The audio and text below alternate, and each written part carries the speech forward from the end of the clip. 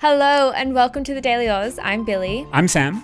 Today is the day that Donald Trump is set to officially take office at the White House for the second time as US president.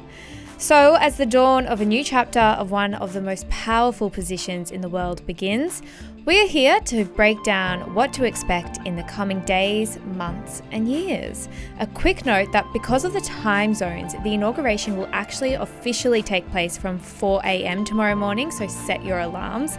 That is Australian Eastern Daylight Time. But we're jumping in a little early to prepare you for what will surely be a very big day. The Americans certainly know how to do a ceremony, and I think the inauguration's a perfect example of that. And some people, though, might not know what an inauguration is because we don't really do that in Australia.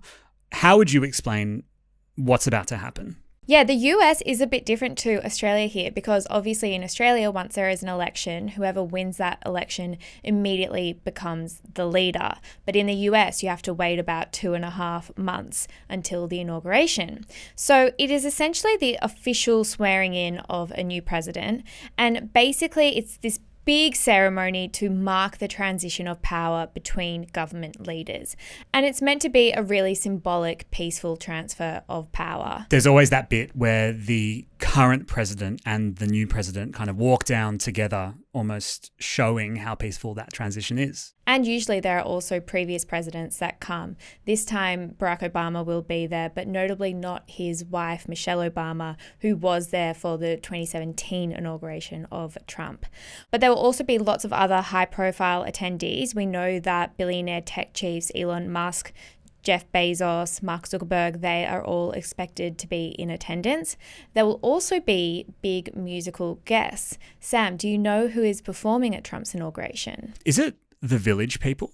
Yes. Because Trump loves YMCA. He loves YMCA. That is the song that he is often dancing to. And do you know what's interesting about the Village People is they actually came out, I think, in the run-up to his first presidency, demanding that their songs are not played at Trump rallies. Here they are a couple of years later performing at the inauguration. Exactly. And I was so interested in why they made that decision. So I actually went and looked at their statement and I found it a fascinating statement. They said, "We know this won't make some of you happy to hear. However, we believe that music is to be performed without regard to politics.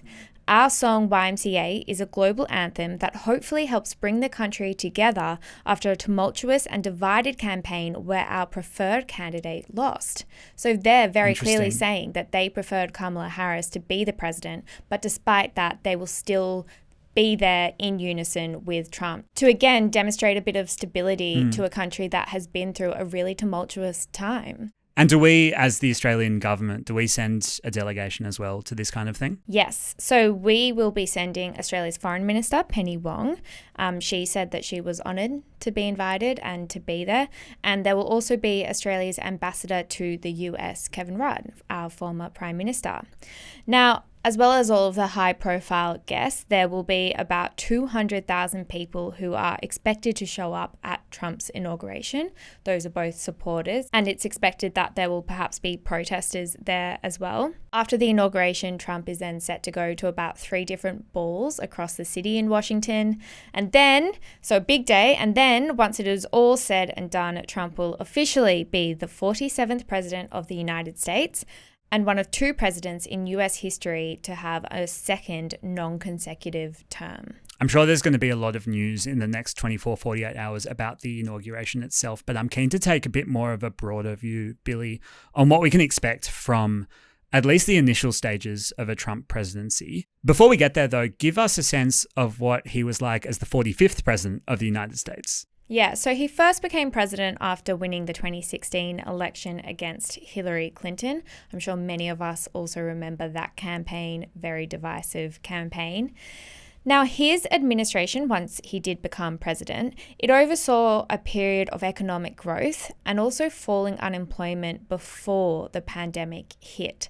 But then, of course, once the pandemic did hit, I think it kind of became one of the lasting memories of that first term of presidency. Sure. You know, I mean, around the world, there was so much chaos. And I think in particular, Trump's initial comments about the pandemic in that first year were quite stark and really stood out to a lot of people. There was an inquiry into the Trump administration's handling of the COVID-19 pandemic, which found that there was an inability to mount a timely and effective response. Separate to that, though, Trump did build about 400 miles of a wall. I'm sure we all remember his promise. That was a big part of his campaign, was build the wall. One of the biggest parts of his campaign was, like you said, to build this wall. So he did build about 400 miles of a wall. Important to note that a large majority of that actually just replaced an existing fence from the 2,000-mile-long US-Mexico border, and that was specifically to prevent illegal immigration from Central America. Other key moments of his presidency: in 2019, Trump was accused of attempting to arrange foreign interference to improve his chances of re-election, and that led to an effort to impeach him, which is basically just the word meaning removing him from office. And there was also another effort to impeach him in 2021 for the incitement of insurrection on the 6th of January, another day that I'm sure many of us remember. But both attempts to impeach him were unsuccessful. Now, that's a very brief summary. It's hard to sum up 4 years in about 10 seconds, but that's basically where we left off when Trump lost the presidency to Joe Biden in 2020. It's always just remarkable to go back to that first 4 years and think about just how much happened in that. I mean, there was withdrawals from major climate agreements. There was commentaries on the rise of the far right in America. I mean, there's so many different topics there. Then we had 4 years of Joe Biden. Now that's going to be handed back to Donald Trump for this next term. Why don't we start with what the economy is going to look like under Trump 2.0? Okay, so during his 2024 re-election campaign, Trump outlined plans to end inflation, which, as we know, is rising prices. I think basically he aims to end high inflation. So we've just gone through a period of a few years now around the world where there has been particularly high inflation. He claims he will completely end that. And he said he would cut taxes for families with young children and remove taxes on tips for hospitality workers. As we know, tips for hospitality workers is a massive thing in the US. Sure. And also another point there that I remember him being very focused on is grocery prices. Yes. I mean, he's consistently messaging about making the supermarket basket cheaper. Yes, and he also has a plan to reduce energy bills, which he's aiming to do by overturning federal environmental laws to allow for expanded oil, gas, and coal drilling. Sam, you mentioned before that Donald Trump withdrew the US from the Paris Climate Agreement. Joe Biden then put the US back into that agreement. Now that Trump is back in, we are expecting that he will again withdraw the US from that climate agreement. But that's a bit of a side note from what we're talking about, the economy, so I'll go back to that. He has also promised to introduce tax cuts for companies that make their products in the US. Now, this is a big one. I think in the coming year or in the coming 4 years, we're going to hear a lot about the word tariffs. Yes. That is all about Trump's goal to have more things made in the US and less things imported to the US. So, for example, he has said that Chinese imports could face higher tariffs of at least 60%. So it's basically higher taxes on foreign goods to encourage more production within the US. And since Trump's election in November, countries all around the world, including Australia, have been trying to ascertain from who they know is going to lead some of those economic initiatives, what the tariffs are going to be for them, because this seems to be something that will be applied to almost every country. I mean, Canada are talking about the fact that they're about to experience a 25% tariff on their goods, and they're just over the fence. Yeah. So it's going to be a really interesting economic environment. And then on the social side of things, a big social issue that Americans have been talking about is abortion. We had the overturning of Roe v. Wade by the Supreme Court. It was a huge topic during the campaign, right? Yeah, you just mentioned the overturning of Roe v. Wade, which was the end to the constitutional protection to abortion in the US. So that happened in 2022. Obviously, they went to the election in 2024. So it was the first election in the US since that had happened. Now, the decision by the Supreme Court meant that individual states had the power to determine their own abortion laws, but the Democrats tried to say during the election campaign that if Trump was elected, he would introduce a national ban. So basically, they were saying it will no longer become a state issue, it will now become a national issue because Trump will introduce a national ban. Now, Trump has always said that that would not happen. He will leave it to the states to make their own decisions. He is, however, against abortion, except in some circumstances that include rape, incest, and the life of the mother. But if we take his word for it, there will be no national abortion ban, although important to note that there are other ways that abortion can be impacted. So, for example, Project 2025, which is a set of conservative policy recommendations for Trump that was put together by a conservative think tank and by some of Trump's former key advisors. They recommended that one of the most common abortion pills is pulled from the market.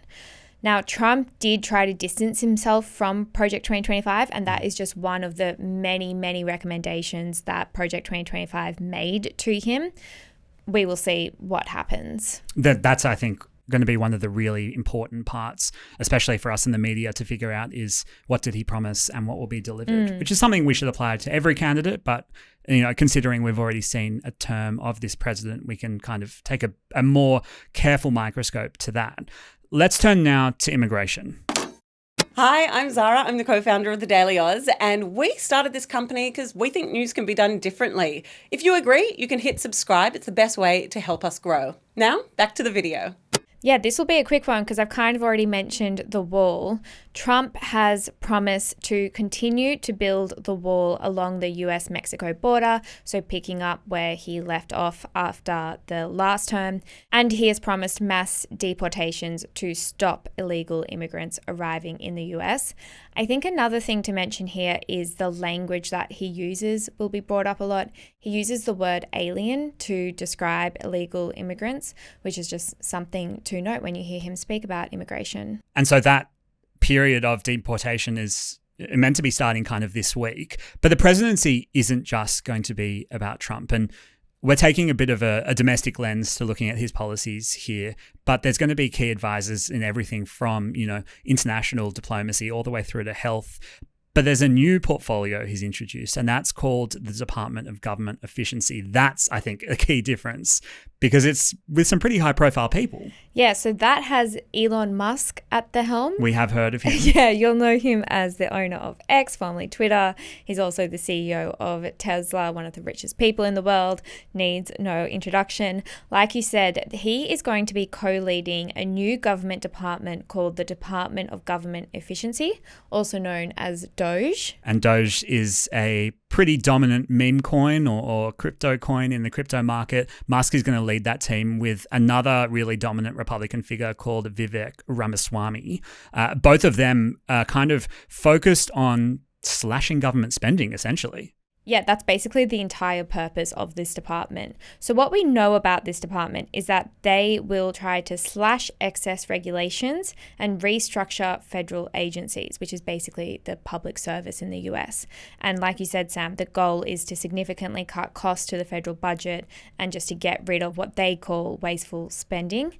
In terms of what else we know, there really isn't a lot about what we know about the Doge, but I'm sure we are about to very quickly find out. One of the key themes as well since the election in November has been just how quickly crypto markets have grown, and that's largely because of the proximity now between Elon Musk and the President of the United States and how open to crypto and how flexible Donald Trump appears to be in terms of regulation.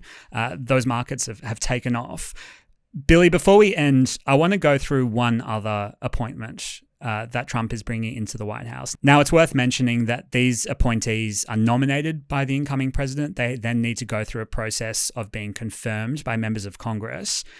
I want to talk about Pete Hegseth. He is Trump's nominee for the Secretary of Defense.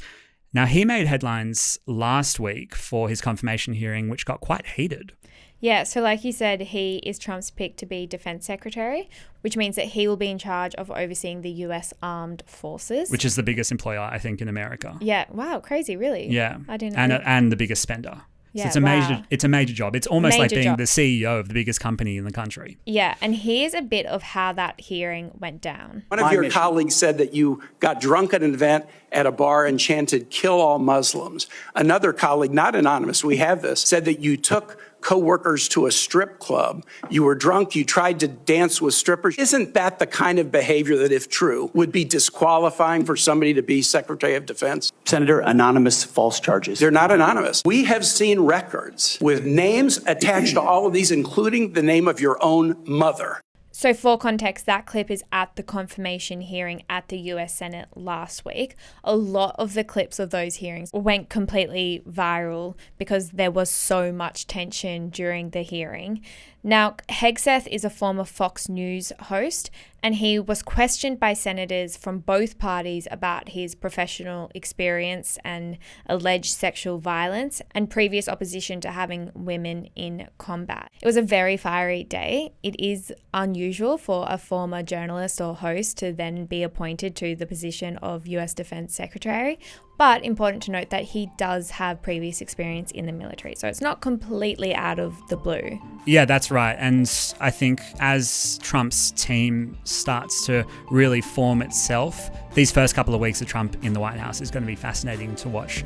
There's a lot of people in Trump's inner circles who are quite influential over the president, and that's something that everyone is going to be looking out for all over the world. So that's 4 a.m. tomorrow morning, Billi. I'll see you there nice and early. Thank you for talking us through that, and thank you for joining us in what will be a massive week of news here at the Daily Aus and all around the world. We'll be back in the afternoon with some headlines for you. Until then, have a great day, and we'll speak to you later.